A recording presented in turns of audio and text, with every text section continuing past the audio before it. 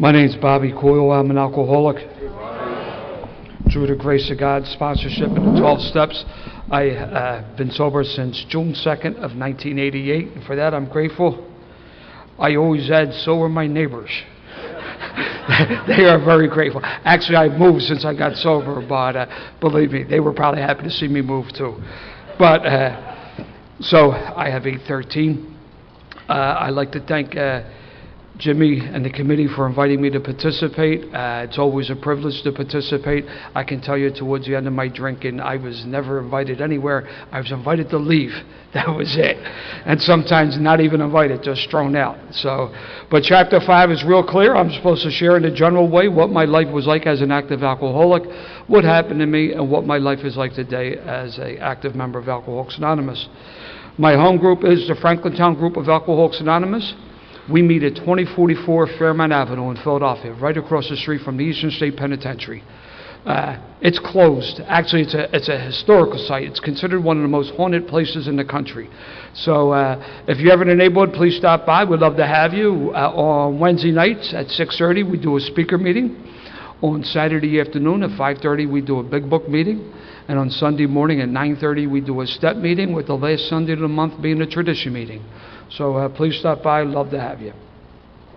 So I was born and raised in the city, very blue-collar ethnic neighborhood. I have 7 brothers and sisters, and I never felt a part of, and I know we hear that a lot in Alcoholics Anonymous, but for me it was even more difficult because there was 10 of us in a small 3-bedroom row home. My parents in one room, 4 boys in one room, and 4 girls in the other. I never felt a part of, and that would be true into early recovery. There was no alcohol in my house. My father did not drink. My father drank one time the night before I left for basic training.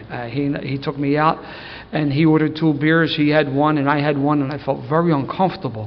I really wanted to ditch him. I wanted to get back to the neighborhood because the guys in the neighborhood were throwing me a party. So, but I realize now when in retrospect, it was his attempt to bond with me, willing to do something that he just never did. He never had a drink. So he had it that one night, and I couldn't appreciate the effort they was making. My mother, first of all, she couldn't drink. She had a history of mental illness, and she abused prescription medication, but she was also pregnant for 10 and a half years. So she was. I have a sister who's 11 months older than me. I am 11 months older than my next sister. None of this Irish twins. This is more Irish octuplets. There is 8 of us in a 10 and a half year span. And God bless her, so, and we were all born from the 50s into the 60s, so I guess we didn't know about postpartum depression, so I have a whole new respect of what my mother went through, but it was secrets. We love secrets, so we don't give up the tapes, How's it going? The house could be on fire. Oh, everything's fine. It's good. You don't tell anybody anything, So my grandparents, my dad's parents, lived around the corner from us. And that's where I had my first drink. Now, both sets of my grandparents were immigrants, but my dad's parents lived around the corner from us. My mother's parents they were a few blocks away, but in my dad's parents, my grandparents' house around the corner, their basement was finished into a bar. And that's where all the family functions were held. The graduations, the christenings, the confirmation parties. My mother was one of 12. My father, from a much smaller family, he was one of 11. So there was always a party.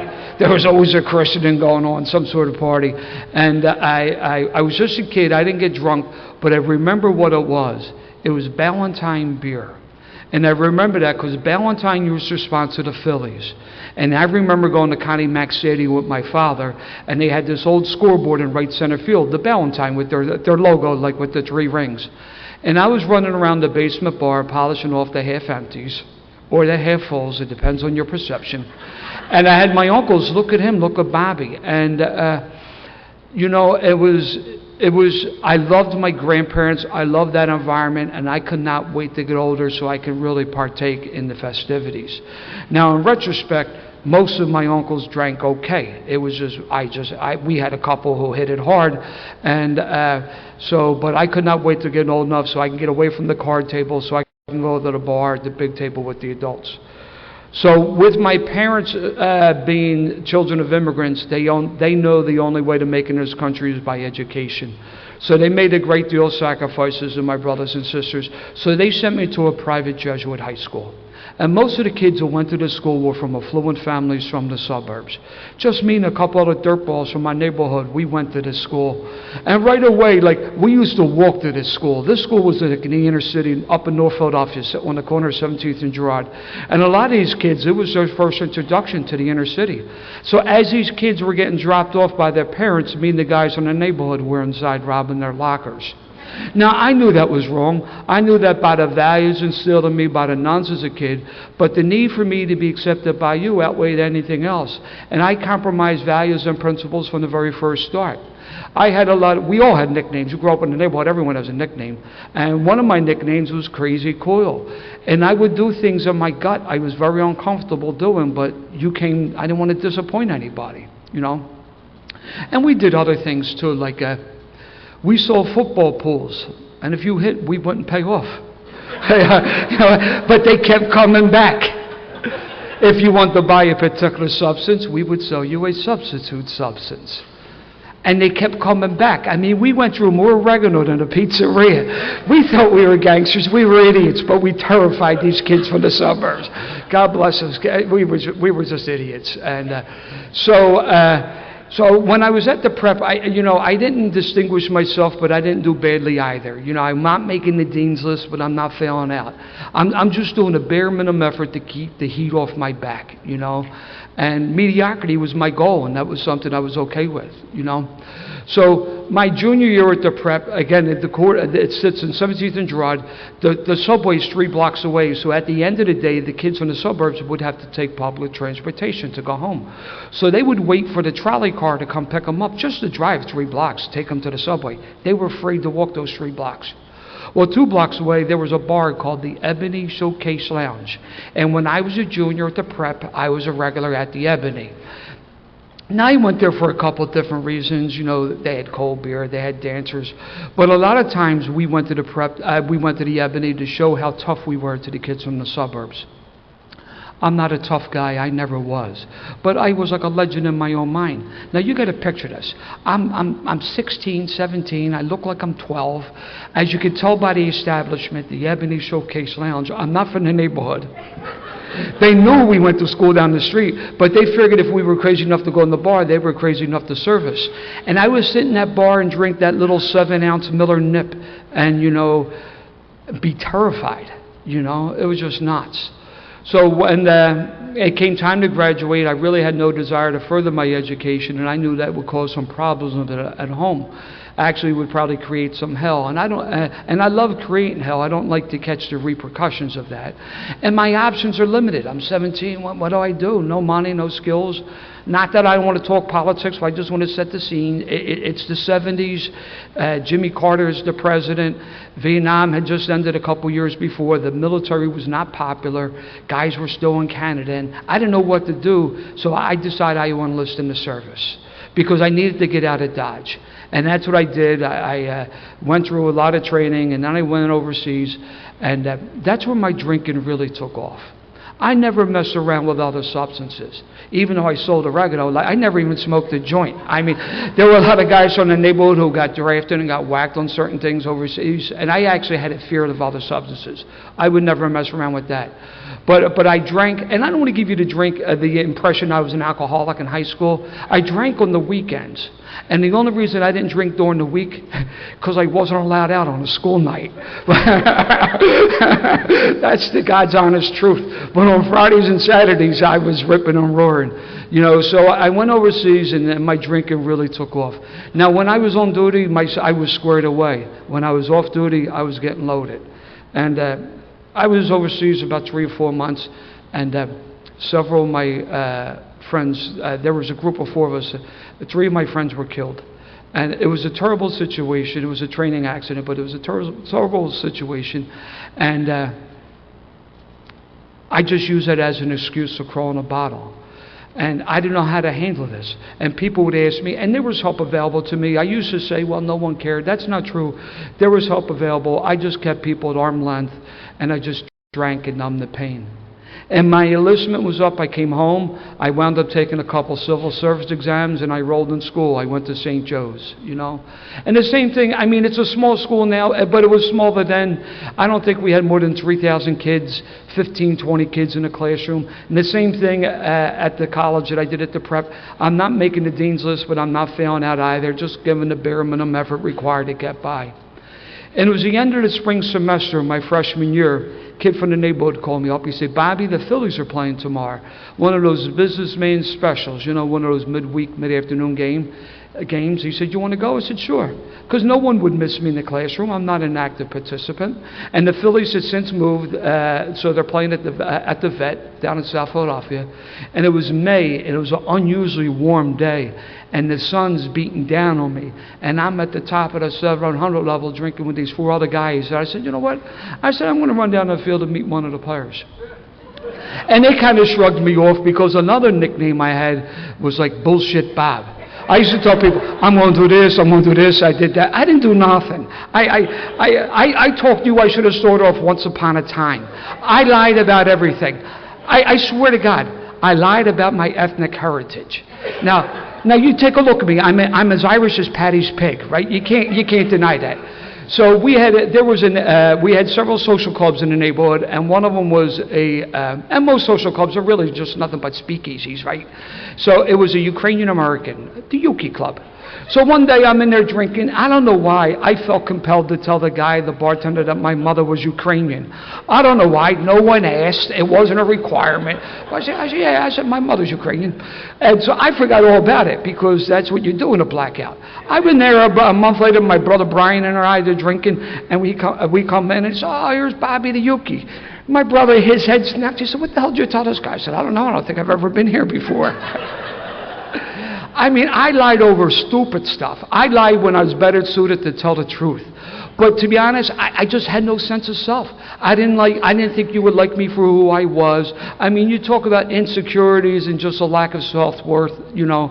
But booze helped me overcome all those issues that I had. So, back to the game. I worked my way down. We have these picnic areas in the left field and the right field corner. And I worked my way down to the picnic area, and before I knew it, I hurdled the fence. I'm running across the field. The San Diego Padres were in town. Dave Winfield was the right fielder for the Padres. And I go running out, and I shake his hand. I say, hey, Dave, how you doing? And he's a big dude. From behind him, the guards are coming. I said, Dave, I got to go now. And I start running towards an infield, and I want to slide into second base. I don't know why. I just thought that'd be a pretty cool thing to do. So I'm running towards second, and there's guards coming from the third base side, and I knew I couldn't do that. If I slid in second, I'd get caught.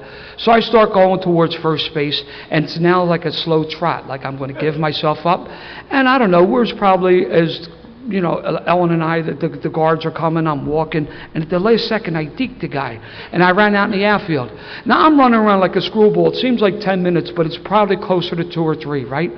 But I swear to you, the stadium is going nuts. The guards, young, short, fat guys, are tripping over each other. I'm in the best shape of my life. I'm juking and jiving. But you know what? I got nowhere to go. The fence is 12 feet high. I'm drunk. I'm out of breath. I'm actually about to get sick. I swear to God, up on the scoreboard, they put Mr. Excitement. I mean, I'm just running around. So I stopped running. I wait in center field. I wait for them. And they finally got out there. They got me. They took me off the field. I got a standing ovation from 37,000 people. It was going nuts. They take me up to the right field bullpen. Tug McGraw's in the bullpen for the Phillies. The Tugger gives me the thumbs up. I like to say, I think he was loaded too, because Tug liked to hit it, right? Now, I knew I was going to get a beating from these guards because I made them look so stupid. I didn't care. I figured I could drink for free off this story for at least a week. Now, this be the type of story I'd make up, Bullshit Bob, right?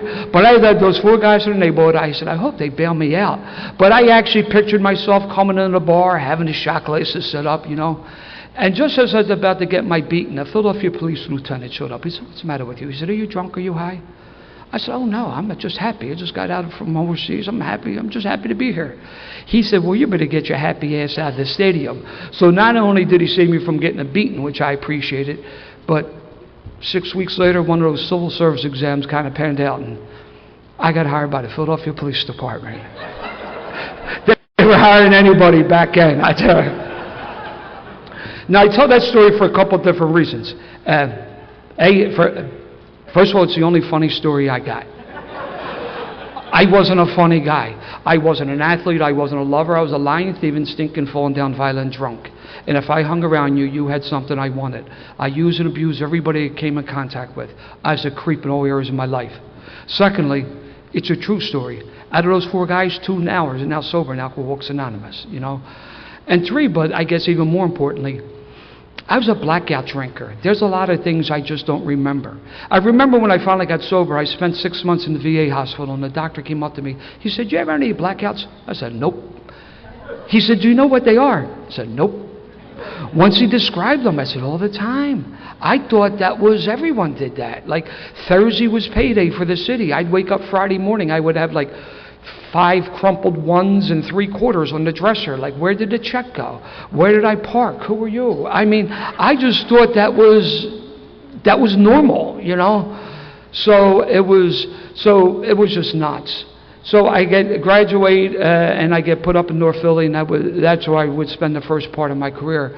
And I would see ravages of alcoholism and drug addiction day in, day out. And at the end of the tour, I would go out, guys with the squad, and drink. And I saw things on the job that bothered me, but I couldn't tell my coworkers that because I didn't want to be thought less than. To the point where I wanted to be one of the boys. And I engaged in behaviors I knew was wrong. I knew that by the values instilled in me by the parents as a kid, by the nuns, by the Jesuits, by the officers of the Air Force. Like, I knew, but the need for me to be accepted just outweighed anything else. And my drinking got ugly quickly. I remember one day I was at work and my immediate supervisor pulled me off to the side. He said, "You know what, kid? You're smart and you're going to go places, but that booze is going to mess you up. In one ear and out the other." I'm at a family function one time. My uncle was a boss on the job. He pulled me off to the side. He said, "Bobby, I'm hearing stories about you. You're going to get yourself in a jackpot. You better slow down, take it easy." In one ear and out the other. Several years later, on 2 separate occasions, I ran into my uncle and that supervisor in the rooms of Alcoholics Anonymous. And I realized that at that point that they were trying to 12-step me. And I remember going up to my uncle and saying, "Yo, Unc." And, you know, how come he didn't tell me? He just gave me one of them old-timer smiles and say, "Bobby, you weren't ready yet." Which just goes to show you that all the drinking and all the nonsense that went with it were necessary for me to hit my bottom. I'm sitting home from work one day, and I'm reading the Daily News, and there's a series of questions. This is alcohol problems, drug problems, marital problems, depression, thoughts of suicide. I'm 4 out of 5 because I was single. And I'm sure if I was married, I would have been batting 1,000. And they talk about the moment of clarity, but something came, you know, and it left. As soon as it quickly got in my mind, it quickly got out. So, but maybe something made me cut that article out, and I stuck it in my wallet, and I continued on drinking. I mean, I tried to stop drinking. You know, I would be dating someone, and she said, "Bobby, I really like you, but when you drink, you're a pig." And I would try to stop. I mean, Lent, 40 days. I don't think I ever made it 4 days. I mean, I stopped drinking lots of times. I could just never stay stopped, you know. And so it was Memorial Day weekend, 1988. Me and the guys I was working with, we were in some trouble. We go to a bar, get our story straight. One thing led to another. It just turned out to be another drinking nightmare. One of the guys I was with decided that he needed to go home, God forbid, take care of some sort of family obligation. I didn't think that I was as drunk as he was, and I decided I would give him a ride home. He thought it was a good idea. It would turn out not to be. I'm a show-off. I'm an arrogant guy. It's not my car. It's a city car anyway. I'm going to show off my driving skills. I saw things on television or in the movies. I said, I can do that. I now know all that stuff is like prearranged and edited. So I'm driving out this narrow one-way street. There's a big stone wall. There's a kid riding towards me on a bike. And for some reason, I just thought it'd be funny to see this kid just jump the curb and grab the wall. Didn't know why I thought that'd be funny. I just thought it would be. So I started playing chicken with this kid. And unfortunately, at the last second, we turned in the same direction. I ran that kid over. As he lay bleeding on the hood of my car, I got out of my car with my nightstick and was going to beat this kid because I thought he was going to milk me or the city for an insurance claim. The guy that I was with prevented me from doing that. I took this kid off the hood of my car, threw him off the side of the street like a piece of trash. I pulled his crumpled bicycle from underneath my car, threw that off the side of the street like a piece of trash. I drove back to the bar, made some sort of smart aleck remark, and I continued on drinking. When I came to the next day, I realized I was in serious trouble, but I didn't think anybody would help me because I was such a creep. And believe me, I'm a creep in all areas of my life. I'm just a flat-out creep. So what I did do, I got a bottle of liquor, a case of beer, and I checked in the hotel with the intentions to consume all this stuff to build up the courage in my life. And I must have only had money for a couple, 3 or 4 days, because they knocked on the door. They were about to kick me out. The booze is gone. The other stuff is gone. At this point, I'm suspended from my job, so I no longer even have my weapon. I want to end my life. So I'm really completely despondent. So I decided I was going to jump out the window. And I walked over to the window, and I opened up the window, and I looked outside. I remembered I was scared of heights. I made 23 jumps in the service. I never overcame my fear of heights, you know. So I went in the bathroom, and I filled the bathtub with water, and I had a blow dryer, and I was going to pull the blow dryer into the tub to make it appear an accidental electrocution. How you accidentally drop a blow dryer while you're in the tub, I don't know, but I wasn't worrying about that. But every time I would pull the blow dryer into the tub, it would come unplugged. It was about 1.5 foot shorter on cord, and I got 1 foot, and I'm trying to plug it. It's very pathetic. So the only other tool that I left was my car. So I took one last spin through the neighborhood. I drove by where I went to school as a kid. At the corner I hung on, and I started up the Falls Bridge, and I come down the East River Drive, which is a winding road along the Schuylkill River. And the speed limit on the drive, I think it's 25. And it was a midweek. It was like a Wednesday, Thursday, mid-morning, because if it were any other time of day, I probably would succeed at what I set out to do, which was to go on to oncoming traffic to end my life. And God intervened. Actually, God intervened throughout my life. I was unaware of it. And I wasn't aware of it this day. I would kind of come to that realization later. And my first thought was to go into oncoming traffic, because I handled jobs like this, head-on collision, a certain rate of speed. That does the trick, you know. Or if you're not belted in, you get ejected from the vehicle, you get struck by another vehicle. That really that tends to do the job. And as I'm coming down the drive, I had remembered something. I was new, and I was less than a year on the job. And if you would have asked me to list like the top 50 things that ever bothered me, I would never even put this thing, but it must have always been there. I had to do a notification. I knocked on this guy's door. I had to tell him that his teenage son was killed in an automobile accident. And everything's relative. So he was probably late 30s, early 40s, which was like an old dude to me at that time. And I can still picture this. And this is 35, almost 40 years ago. Once I gave him the notification, he slumped against the door of his house. And the only way I can describe it, I actually saw like the life leave this guy's eyes. I was in court, I don't know, a month or so later, and I guess they made a bench, and I'm walking down the corridor. He's sitting on the bench, and he called me over. I would have walked right past him. I didn't recognize him. He must have aged like 20 years. That family was never the same. I thought about that family when I was in that car that day, and I realized that I could not inflict that type of damage on an innocent family, but I still needed to end my pain, so I decided I'll wrap myself around one of these trees. And these trees are pretty good size. Actually, if you hit them just about right, you could split the vehicle in half. And by then, I just lost it. I just started crying. And I'm surprised I didn't get into an accident, because I just had no control of my emotions at all. And at the end of East River Drive is Boathouse Row, and I drew my car up on the sidewalk, and I just cried like a baby. And then I reached into my glove box, where I always had an extra gun, and the gun wasn't there, but inside my glove box was my wallet, and inside that wallet was the article that I clipped out of the Daily News about 6 weeks before. And this is no longer there. At the end of East River Drive is Boathouse Row, and at the end of the last boathouse is one of those old glass enclosed phone booths, and I go over and I dial that phone number up. And I talked to this lady who answered the phone like I never talked to anyone in my life before.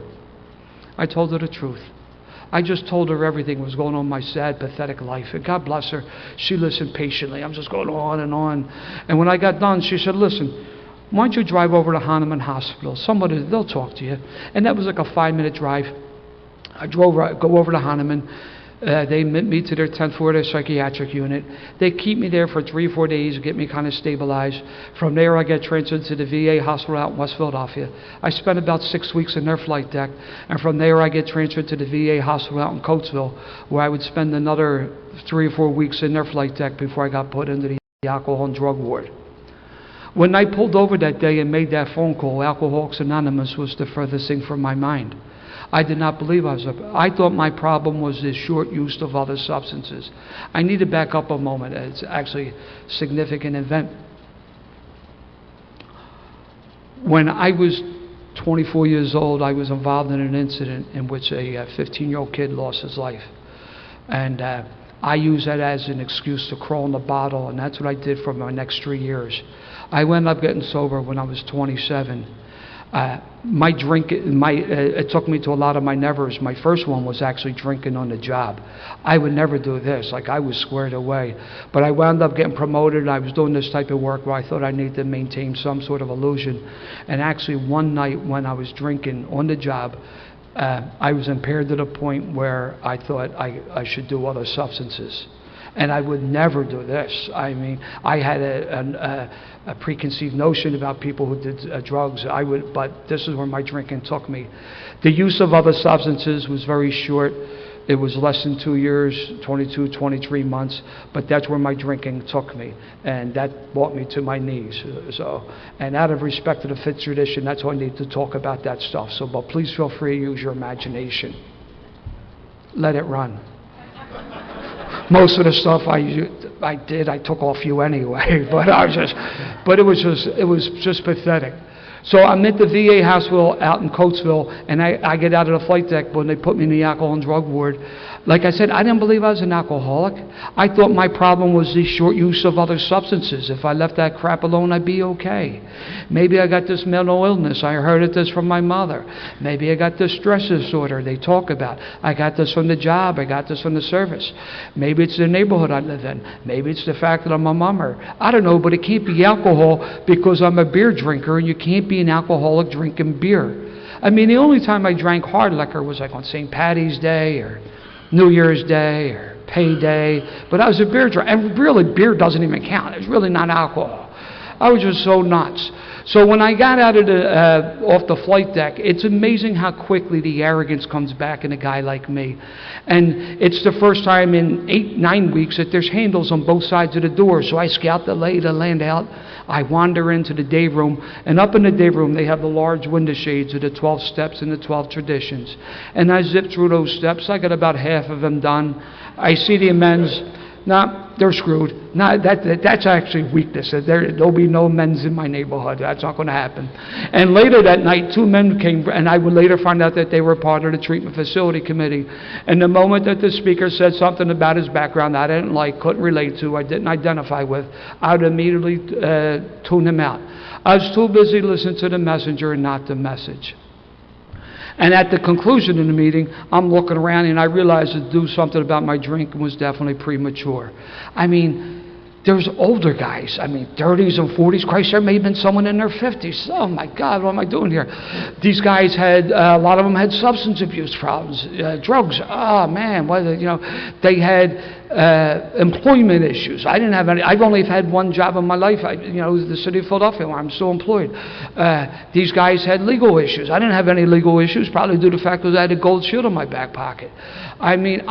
These guys had wives who hated them, ex-wives, kids they couldn't say, stay away orders, support issues. I didn't have any of those issues, probably due to the fact I never married. I didn't have children.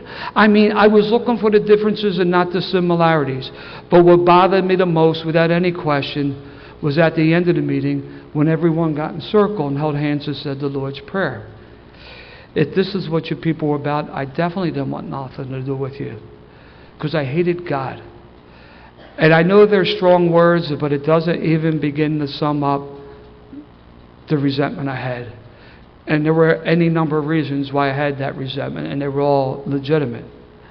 And one of the reasons I hated God, I talk about my mom's mental illness. I was a sophomore in high school. I came home from the school one day, and it was unusually quiet, which is weird because with 10 people, someone's always in the house. And I went down to the basement, and I found my mother who had slit her wrist. And she looked up at me, she said, Bobby, help me. And I looked down and I said, good for you. And I walked out of the house. And I got an older guy to go to the state store and got a bottle of wine. And I came home later that night. My father told me what happened. I acted surprised. So that happened when I was 15. I was 27 when I got sober. That's 12 years of hating God. It'd be a few more years before I would even address this issue. So I'm not holding hands and I'm not saying prayers, but I couldn't even respect your right to pray, because I now know what they said today was for those who care to join. But because of my resentment was so strong, I couldn't hear that. And I would kick the chair and I would make noise to let you know that I was uncomfortable. When I was about to get discharged, this nurse came up to me, and this is not to get a laugh, but she had to be a member of Al-Anon. She just saw all through my BS, right? And that's all it was. It was just to keep people at bay. It was a facade. And she came up to me, she said, the only way you're going to make it, you're going to need to go to Alcoholics Anonymous. And I need to tell you, that's the best piece of advice I got. And that's where I would get my recovery. I got it in Alcoholics Anonymous. I didn't get the VA hospital, but they did great work. They drained the oil, they tightened the bolts. I mean, they really hooked me up. But I would get my recovery in AA. And I go to AA every single day, sometimes 2 or 3 times a day, depending when I'm working. I don't drink coffee. I've never in my life, never had a cup of coffee in my life. So I don't make it. It's the type of guy that I am. I have never smoked a cigarette in my life, so I don't empty any ashtrays. I know that's not a position now, but 31 years ago, that was a service position, cleaning ashtrays. Big book meeting or step meeting, strictly by accident. I would leave it to break. I had something more important to do. Tradition meeting, absolutely not. Rules. My line of work, we like to enforce the rules. We don't like to follow them. They're for other people. I ain't interested in them either. I'm interested in war stories. And the moment that the speaker said something about his background that I didn't like, couldn't relate to, or didn't identify with, I immediately tuned him out. Too busy listening to the messenger, but not the messenger. But I was a meeting maker. I was as crazy as a bedbug. I'm sitting in this bar one day, 11 months sober, drinking seltzer out of a rock glass, because they had the best roast beef in the city. They do, but that's a lie. That's what I would have told you 31 years ago. The real reason I was there, because towards the end of my drinking, there was a lot of negative publicity. I did very well in the job, a lot of attention, but towards the end of my drinking, a lot of negative publicity, and I was there to let you know that mistaken identity. As my brother Brian, that wasn't me. Poor kid, I hope he gets his life together. So I'm in the bar, and a couple of guys in the neighborhood come in, and they figure they need to take me down a notch or show, and I can understand because of my arrogance. However, the one guy just stood a little too close to me for my comfort, and I stood up and I punched him right in the face as I was holding a rock glass. He dropped, opened him up, he bled like a pig. The wagon crew came in. I knew one of the guys. I worked with them. He wanted to hear my version. I told him what had happened. I can still see the look of disgust in his eyes. He says, you know what? You're nuts. You better get the hell out of here. My 1-year anniversary, at my group at that time, you would tell your story. And it was amazing. I got done speaking. It was thunderous applause. The blind could see, the lame walked. It was truly miraculous. And people came up and they patted me on the back and said, damn, Bobby, you're doing so good. And I was dying inside. I identified myself as an alcoholic because of my home group. That's the only thing you could identify yourself with. That was a group conscience. I didn't believe I was an alcoholic. I believe I was maybe my problem with the other substances, maybe mental illness, maybe distress disorder, neighborhood I live in, mummer, can't be alcohol, because I was a beer drinker. In fact, during the course of my story, a bottle of beer appeared in my head, but you guys didn't want to hear that. You want to hear all the quotes. And one of the nice things about getting sober young, I didn't fry all the cells, and I'm sure I sounded like the second coming of Bill Wilson. And you patted me, it was a way to go. 23 months sober, making regular attendance at meetings of Alcoholics Anonymous, I beat another man with a baseball bat. I used to flippantly say, I forget what step I was working that day, but I realized when I make that flippant remark, it takes away the viciousness of the attack. Stone cold sober, making regular attendance at meetings of Alcoholics Anonymous, I struck another man with a baseball bat 4 times. My second anniversary came and went. I did not celebrate it. A month after my second anniversary, I want to eat my gun. The same pathetic feeling I had 25 months before, but here I am stone cold sober in the rooms of Alcoholics Anonymous. I want to eat my gun. Did I tell you I didn't have a sponsor? Got to figure that out, huh? Didn't have a home group, didn't have nothing. I was just going to meetings. And the only time I shared was to take shots at people. I tell you, but I was a meeting maker. When you got 1,600 meetings a week, there's no excuse not to make a meeting. And I did a lot of midnight meetings, which really could be either the most spiritual, the most bizarre. It all depends on your perception, right? But it was just my life, I hated everybody. But you know who I hated the most? I hated the new people. People said, they're the most important people in the room. I said, no, they're not. I am. Screw them. When I got out of the VA hospital, in my neighborhood, there was a man and wife celebrating 10 years of sobriety. The wife had one more day than her husband, and she constantly reminded him of that throughout her story. Now, there was a guy from my neighborhood with the nicknames Troubles. That's a harder nickname. You get a nickname Troubles. Troubles was in and out of jail in the 60s and 70s. In fact, when I saw him at my first meeting in Alcoholics Anonymous, I thought he was either dead or incarcerated. But here he was sober several years in AA. But because we were in different lines of work, I couldn't talk to him. I just nodded. What's up, man? What's up? It was just nuts. So, 25 months sober. I hated everyone. So these people who had 10 years, right? I don't know. Really? Like maybe you go over to Jersey and drink and keep your Pennsylvania time. I couldn't fathom 10 years, let alone 2. So, but at this point now I'm sober 2 years. If you say you got 10, it's okay. I've known you 2 years. I'll spot you the other 8. You got 10, I don't care. But the people coming behind me, I saw them. They were nuts. And they were getting better before me. That's why I hated them. See, I'm a union guy. Seniority means a lot. I got 2 years, you got 1, I know more. It's just the way it works. But the reason these guys were getting better before me, because they were willing to take action, I just flat out refused to take. So, and it's pretty tough to take action when you don't have anyone to show you what action to take, And there was help extended to me. People at the end of the meetings, they would say, you would have to run over me to get out of the meeting. But God forbid I don't get invited. People said, Bobby, we're going to diner. You want to go? I said, nope. I never said yes. Nope. But 1 or 2 times I didn't get invited. I said, oh, screw them. They don't want me. Yeah, it was just nuts. The worst meeting to go to when you're living like me, Sunday night after retreat. Like I'm at Friday night, half the group is whacked, the attendance is whacked. Saturdays, where the hell's everyone at? Sunday night, here they come, all floating in, pink cloud, double parked outside. They come. That was the most uncomfortable. I just sit there. I said, oh, gee, the only thing I did right, I never left the meeting. It was just crazy. The only thing I probably did right. And these people, and like I said, the only time I would share. Serene people scared the hell out of me. And when the meeting was going nice and calm, I would have to get my hand up to set the room off. And then they got crazy. Boy, dodged the bullet there. I would go to the men's room or go get a cup of tea, and I come back, the seat next to me would be empty. They'd be on the other side of the room. They couldn't get away from me quickly enough. Then I'd glare at them for the rest of the meeting. No one asked me to be their sponsor. No one what the hell I had. I didn't carry the disease, the message. I carried the disease. It was just nuts. 25 months sober, Wissanoma meeting on a Friday night, Troubles is there. I go up to him, and after the meeting, I said, Bobby, because he was a pretty tough dude. He could be called whatever he wanted to be called. I said, Bobby, I need some help. Would you be my sponsor? And he looked at me, and I'm sticking my chest out. I said, yeah, he kind of likes me. He said, Bobby, I've been watching you these past 2 years. I said, yeah, and I need to tell you, you're full of shit.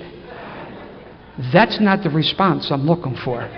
I will be your sponsor under certain conditions. You're going to call me every single day. You're going to go to a big book meeting. You're going to go to a step meeting. You're going to go to a men's meeting. You're going to get yourself a coffee commitment. You're going to leave them damn women alone. I'm talking to myself. Who's he talking to? I'm sober 25 months. I'm selling the grapevines. I got it going on. I was just nuts.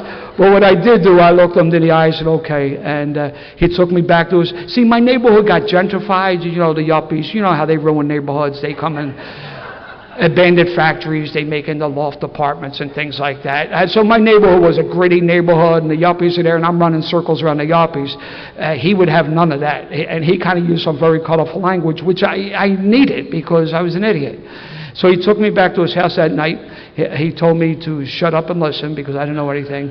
And that night we went through the first 2 steps, and then he wanted to get on our knees to say the 3rd step prayer.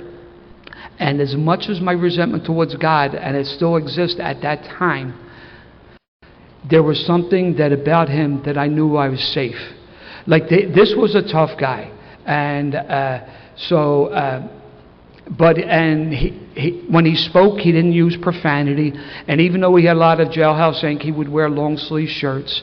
And he had women friends because he treated them with dignity and respect. And he wasn't trying to intimidate anyone by telling them any war stories. I mean, one look, you could tell that he was a guy not to be tangled with. But I can't tell you, he was a true gentleman in all areas of his life. And I knew he had there was almost like a sense of serenity, even though I really didn't want it. But I knew I was safe with this guy. And that's just an incredible feeling of security. So we got on our knees and said the 3rd step prayer. And when we got done, he said, Bobby, the way we do a 3rd step, we pick paper and pen up and do a 4th step. I said, whoa. Easy does it. Let's keep it simple. How come I just can't drink and go to a meeting? And, and I know those slogans serve a purpose, but I was twisting them around to not take any action. And I'm not here to do a step lecture. Actually, we have some very well-versed people that are going to share their experience this weekend on the steps. But let me tell you, I got involved in the steps. I was probably just under 3 years. I was 33 months sober when I did my 5th step. I don't suggest that for anyone. I wish I had a different experience, but however, that is my experience. How the hell I lasted 33 months without picking up a drink is through the grace of God, because there's nothing that I did, And I didn't get involved in these steps through any volition of my own. I didn't wake up one morning because I wanted to be a decent human being. I got involved in the steps through pain and desperation. That was the driving force for me. And then I got better. Things around me not always got better, but I got better. And I started getting some time, and I started getting involved in service. And then I started getting involved in the traditions, and I was doing this and that. And, I was going places. Be careful of someone in Alcoholics Anonymous going places. But I got caught up in the young people's, and I started going to Icky Pods throughout the country. And, I embraced recovery, my sobriety. I started sponsoring people. I got involved in area of service. And God forbid I mention a concept from the podium, but I got into that too. And it was like the whole ball of wax. It was amazing how everything got together. And things were cool, And so I was jogging. This is a real alcoholic move. I was running about 15 miles a day, 4 times a week. God forbid, just go out and jog. Now, I want to run the Boston Marathon. Now, to do Boston, you got to qualify. So I'm training to do the Marine Corps Marathon. And one day, I'm not the most graceful guy. I wear a size 13. I tripped and fell while I was running. I hurt my shoulder. I said, let me go. It was throwing my stride off. At this point, I was 33 years old, so I was sober about 6 years. I said, let me go get that checked out. It wasn't the trauma from the fall. It was a tumor pressing against my lung cancer. I never smoked in my life. I mean, weed, but that doesn't count, only a handful of times. But I never smoked a cigarette in my life. So I went to go get a second opinion. And when I got the news from the second opinion, I actually got sick in the doctor's wastepaper, trash can in his office. I said, I'm 33, I'm sober 6 years. I got things to do, people to see, places to go. And so I went through treatment, and then I bounced back, and then I really got sick. Actually, I wound up removing my left lobe, and I was very sick. My goal was to be the youngest delegate to the conference from my area, Area 59. Who that delegate was and how old they were, I have no idea, but it was going to be me. I was the alternate at the time, and I had to give up the position. I just didn't have the strength to serve. And after I got out of the hospital, I was in the hospital for a couple of weeks, and then I came home. I couldn't make meetings. but people start coming to my house to carry the message of Alcoholics Anonymous. And I'm just not talking about my friends, people from the home groups. I'm talking about people that I may have met once or twice at the assembly, or never before they was coming with someone else. You're looking at a liar, a thief, and a cheat. I took from everyone. The only thing I gave was misery and heartache. And people came to my house to carry the message of Alcoholics Anonymous. Thank God for good doctors, but I believe it was the prayers in AA. And I'm going through this change spiritually, and it's you get a diagnosis like that, it really gives you only got a few options, right?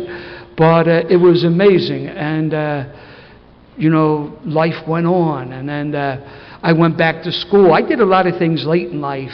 For instance, I pledged a fraternity at the age of 37. Swear to God, it was. That's a long story. I could tell you through the week. I'm here through Sunday. I'll tell you about that. That was a crazy story. But I pledged a fraternity at the age of 37. So I'm involved, and things are happening. And it's amazing how quickly time flies. And so I'm out in Arizona for the state convention. It's my 50th birthday, and it's amazing. The day of my 50th, it was a very difficult day. I start comparing myself to other people. Even though I had a good life, never married, no kids. I'm one of 8. 4 of my siblings are grandparents. The coil name's being carried on. But I was carrying because I wound up like going back to school, and I was worried about my education and my career. And before I knew it, I was 50. I said, man, where the hell did the time go? It just flew by. And so... but whatever. So when I was 42, I met this girl from Omaha, and we dated, whirlwind romance. I'm 42, she's 22, lives 1,500 miles away. It shows you how warped I am. And I need to tell you, and I don't say this for any other reason, it was my issues were women were, without question, one of my biggest character defects. And I always said, well, it's always consenting adults. And even though that may have been the case, my behavior was still that of a creep. Double digits of sobriety. And I needed to go get some additional help to address that issue. And the nice thing about having a long distance relationship, there's no commitment. I'm cool with that because I like no commitment. It's just nuts. So, but I really loved her, but I just didn't have the wherewithal. So I ended it. And life went on. So my friend Billy N., who used to live up here, who will be here on Saturday. So Billy gets invited to Omaha for the Luck of the Irish. You have to love this. God, it's just a great sense of humor. So there's a conference, Luck of the Irish, but Billy was on the board at the time. It was a board weekend. He couldn't go, so he recommended me, so I pitch it for Billy. I go to Omaha for the Luck of the Irish, and Libby is the Thursday night speaker. Like I am today. She was the kickoff speaker. And I would see her off and on through the years because my sponsor at that time, Dick Martin, lived in Omaha. So I would see her. She was out of dating someone. I was dating someone, whatever. So I saw her, and I made amends to her. I really did. And but when she was speaking Thursday night now, so the age difference still there, but here she is sober. So what? This is whatever. She's 8 years more sober. So she grew up in AA. And I know that sounds patronizing, and that's not my intent, but it's just for lack of better words. So, it was just. So I went through the line, and I said, listen, I'd like to talk to you again, and so we hung out, and we really got to clear the air, like a true amends. So Saturday night they have a meet. She had a boyfriend at the time too. So, but not that I was doing anything inappropriate. So, but Saturday night they had a meeting for the speakers and their guests. But her boyfriend didn't come because he was threatened by me. I don't know why. He's the one living with her. I'm 1,500 miles away. So, long story short, she calls me 2 weeks later. She said, listen, she said, David and I broke up. I said, sorry to hear that, Lev. Really sorry to hear that. She said, I need to get out of town. I said, can I come out to Philly this week? I said, well, actually, I'm going to be out in Orange County. I said, I'll fly you out. Why don't we hang out, And then she says, no sex, don't do anything stupid, I need to get out of town. I'm embarrassed to tell you that at the age of 50, that's probably one of the first times that I actually listened and cared about another person's feelings. I said, I said, I heard her loud and clear. I said, okay, no problem. So we hang out, we have a great time, and then, so when we're about to go home, she to Omaha, me to Philly, I said, listen, I like to date you. I like to do it the right way, but I need to tell you, my long-term goal, I want to marry you. I'm not talking next week like the typical AA, you date for a couple weeks and get married. So, but we dated, and hell, we were together about 11 months before there was any physical stuff, and because we already knew how to do that. So, November 21st, this November 21st, I will be celebrating my 8th wedding anniversary. And I love my wife. Thank you. I'm glad I waited as long as I did, because if I did it even just one day sooner, I would have blown it, because I just didn't have the emotional maturity to have a partner. But I love being married, and I love my wife, and we have a great life. Things are cool, and it's amazing. I'm no longer a police officer, so guys, if you got a warrant, you can relax. I got involved in the union movement at work, and then I went, long story short, got involved in, organized labor, and I became the president. I got elected 4 years ago. I elected president of the Municipal Employees Union for the City of Philadelphia. It's a 3-year term. So I just got reelected last year, wound up with 80% of the vote. But I need to tell you, so when I got inaugurated sworn in my first time, someone in the back of the room yelled out, I can't believe we just elected a junkie as our president. And I was offended. I was going to say, excuse me, I'm an alcoholic, not a junkie. But I didn't. But you know what? There was no one in the room who I drank with, got loaded with. It's just I used to do, after I came off the street, I did the EAP for a while, so there were times I would disclose it with people. But people used my past against me, 2 years ago, my dad died suddenly. I am so thankful for the 9th step. Me and my dad were cool. He was really one of my best friends. I cleared the air with him. I was always told that making amends is much more than saying I'm sorry, because for me they're 2 words that don't mean squat. But I got to, like all the money he spent on my education, and even though I took advantage of it later in life, but I just felt I needed to make amends. So I got to send him back to the town in Ireland, County Tyrone, that he came from. And when he came home, and my dad's just like, he just grew up in a generation, they didn't say that stuff. They didn't say, I love you. I knew that he worked hard, but they just didn't talk that way. But he and I were friends, and it was pretty cool. And so a couple years ago, the draft was in Philadelphia. So my dad died in April 6th. The draft was about 2 weeks later. And I got invited to go to a draft party. And so as I was driving, I wanted to pick the phone up and call my dad, like he had just got buried about 2 weeks before. 3 years ago, my best friend Joe took his life. Joe was in and out of rooms. Joe was sober for double digits of sobriety. He wound up picking up, and he could not get sober again. We were on the job together. Joe was actually my supervisor for a bit. I got even. I got to be his sponsor. He took his life, and I had a very difficult time. And I actually had to go to get professional help to deal with that grief. The steps helped me tremendously. But Bill Wilson, the steps aren't the answer to everything, but they're tremendous. The steps enable me not to drink one day at a time. They allow me to have the soundness of mind to go address other things, And so I've just had a tough time with that. So these past few years have been somewhat exciting.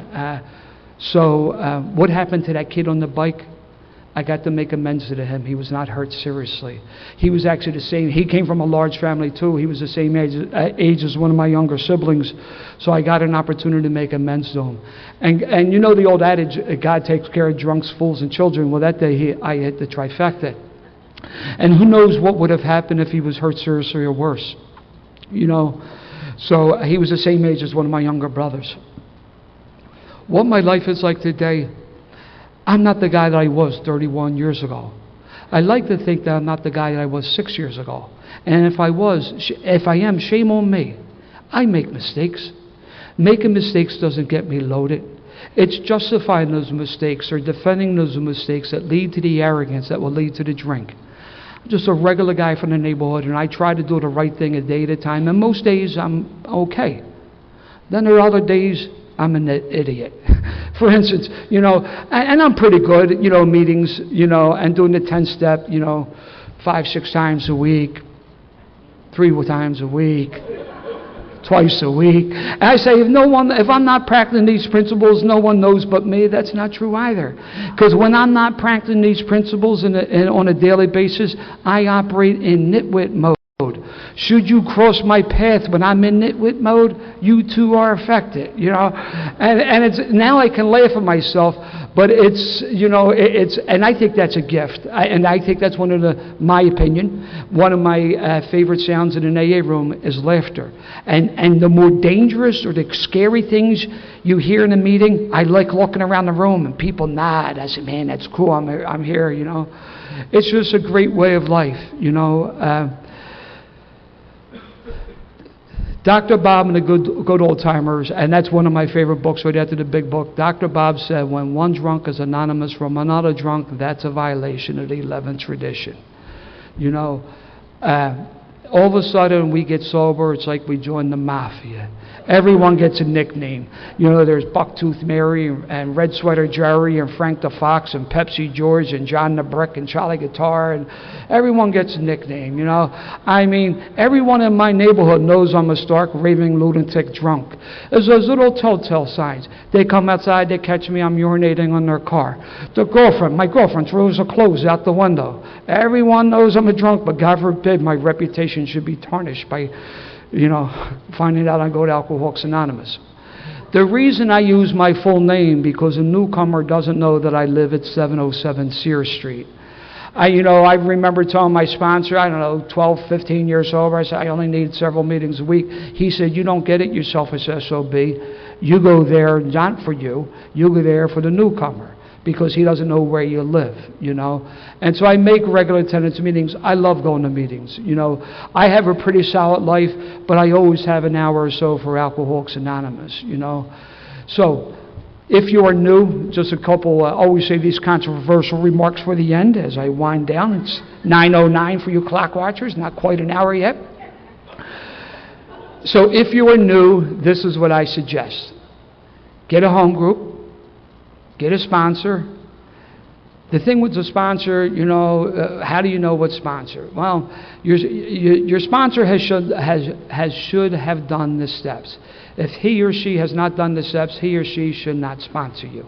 How do you find out they do the steps? I don't know. You ask them. You will hear 2 things: yes or no. The person says yes, that's your person. I grew up in a neighborhood where most people want to get a union buck, and if you didn't get arrested by a certain age, you become a civil servant. But let's say, so you want to be an iron worker. We had lots of iron workers in the neighborhood. So you get your book, you work the job 4 days a week, 1 day a week, you go to school. At the end of 4 years, you're a journeyman. You start off an apprentice, 4 years, you become a journeyman. Alcoholics Anonymous is the same way. We show up, we're apprentices. We get ourselves a sponsor, a journeyman. He or she shares his experience and strength, hope with us. We take an apprentice under our wings. It's been working that way since June 10th, 1935. Why do you need a kid from South Philly to come up here and tell you to do it any differently? Alcoholics Anonymous was always the corner I want to hang on. I didn't know where it was at, I love Alcoholics Anonymous. Just a couple more things I finish up with. So I was in Mexico. I was sober 3 or 4 years, and I thought I could speak Spanish because I worked in the barrio. My Spanish consists of like dame pistola, which means give me your gun. That's my Spanish, right? So I'm in this meeting. I'm speaking Spanish, and these poor people, they're looking at me. I'm the only English-speaking person in the room, and they're looking at me. What the hell is he saying? I could tell. So then I switched over to English, and they still were, what the hell is he saying? At the end of the meeting, though, they came up and they hugged me. I can tell who the newcomer was by their pain in their face, and I can tell who the old-timer was by their surrender in their face. They may not have understood, but they understood. Language of the heart. It's amazing. The 12th step says, having had a spiritual awakening, as the result of these steps, We tried to carry this message. Now, I went through my evangelical stage. I had the big book, the concordance, the highlighter, and, I would backhand you with the book to make sure the message sunk in.